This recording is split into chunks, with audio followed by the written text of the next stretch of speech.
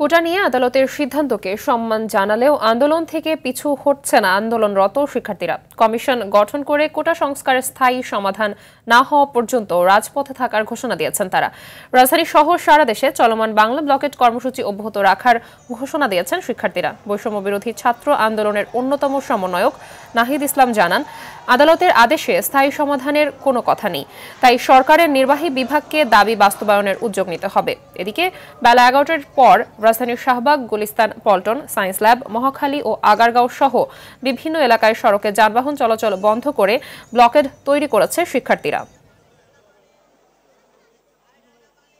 আদালতের প্রতি সম্পূর্ণ সম্মান রেখেই আমরা জানাতে চাই যে আমাদের দাবি নির্বাহী বিভাগের কাছে, তারা আইন আনুক, তারা কমিশন গঠন করুক, তারা সংসদে বিল পাস করুক এবং আমাদের এক দফা দাবি মেনে নিক। বারবার আন্দোলনে নামার থেকে একবার আন্দোলনে নেমে দাবি আদায় করাটাই আমাদের জন্য সবচেয়ে ভালো।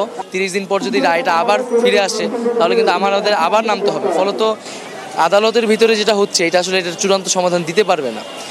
এই চূড়ান্ত সমাধানটা একমাত্র দিতে পারে নির্বাহী বিভাগ।